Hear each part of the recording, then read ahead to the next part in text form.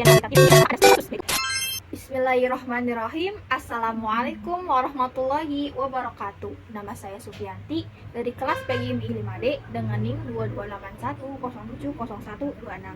Di sini saya akan menjelaskan mengenai materi metodologi penelitian. Metode penelitian adalah cara atau langkah-langkah yang digunakan dalam penelitian yang gunanya agar bisa mendapatkan data atau informasi yang lebih akurat. Nah, di Metopen ini ada yang namanya identifikasi masalah. Identifikasi masalah yaitu suatu usaha atau kegiatan mencari masalah yang jawabannya ditemukan dalam penelitian. Bagaimana caranya? Caranya yang pertama, pilih masalah yang masih baru, dan yang kedua, masalah harus menarik, yang ketiga, memiliki nilai praktis, yang keempat, sesuai dengan ruang lingkup SD atau MI, dan yang kelima, sesuai dengan kemampuan peneliti, dan yang keenam, sesuai dengan peraturan pemerintah adat atau istiadat kebiasaan. Nah, di Metopen ini ada studi kepustakaan. Apa sih studi kepustakaan? Yaitu kegiatan mengkaji teori dasar penelitian, baik teori berkenaan dengan bidang ilmu yang diteliti maupun metodologi.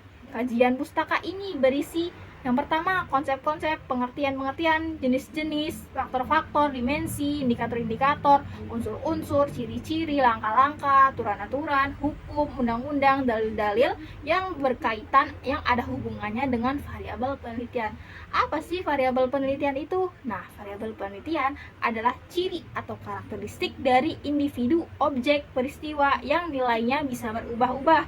Ciri tersebut memungkinkan untuk dilakukan pengukuran baik secara kuantitatif maupun secara kualitatif.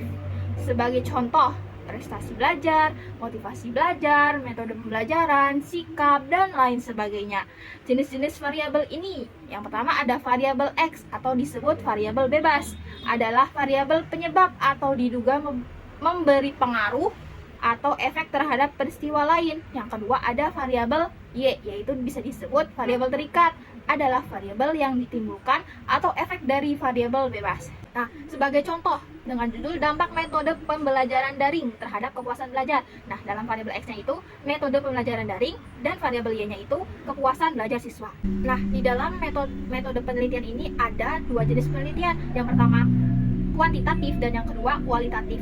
Kuantitatif adalah jenis penelitian yang mengumpulkan dan menganalisis datanya dalam bentuk angka. Di kuantitatif ini ada 4 jenis penelitian. Yang pertama itu ada penelitian eksperimen, yaitu mencari pengaruh perbandingan antara variabel X dan variabel Y. Yang kedua ada penelitian ex post facto, yaitu meneliti dengan membandingkan antara kelompok satu dengan kelompok lainnya dalam satu variabel. Yang ketiga ada penelitian korelasional, yaitu meneliti hubungan antara variabel X dan variabel Y. Yang keempat, yang terakhir ini ada penelitian survei, yaitu mencari informasi suatu fakta. Nah, dalam kuantitatif ini ada tahapan-tahapannya. Yang pertama yaitu merumuskan masalah, yang kedua landasan teori, yang ketiga perumusan hipotesis, yang keempat menentukan populasi dan sampel, yang kelima pengumpulan data, yaitu dalam bentuk wawancara, kuesioner, tes, dokumentasi, pengamatan, dan yang keenam ada analisis data, dan yang terakhir itu ada kesimpulan.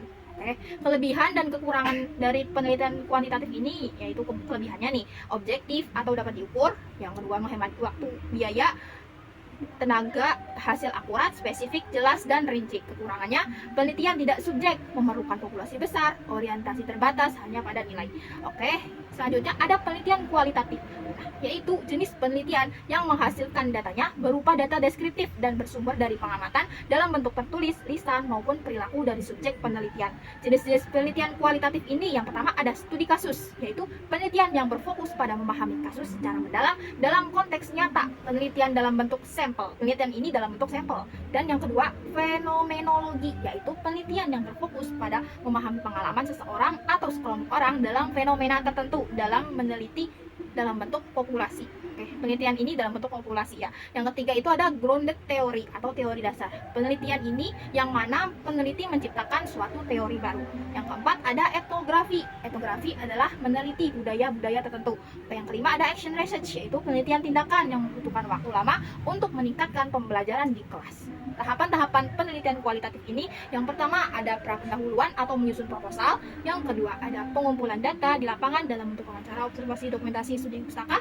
Yang ketiga pengolahan data, yaitu yang pertama ada reduksi data, pengurangan atau disebut pengurangan dengan transkrip, coding, kategorisasi, terus display data, penyajian data, penarikan kesimpulan dan verifikasi.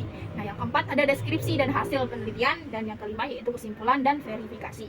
Oke, kelebihan dari penelitian kualitatif ini yang pertama pendalaman masalah, kontekstual, fleksibel, lebih alami, berfokus pada proses, dan kekurangannya subjektivitas tinggi, tidak bisa digeneralisasi, validitas data sulit dipastikan, dan analisis data yang rumit. Oke, cukup sekian dari pemaparan materi mengenai metodologi penelitian dari SEPI. Kurang lebihnya mohon maaf. Wassalamualaikum warahmatullahi wabarakatuh.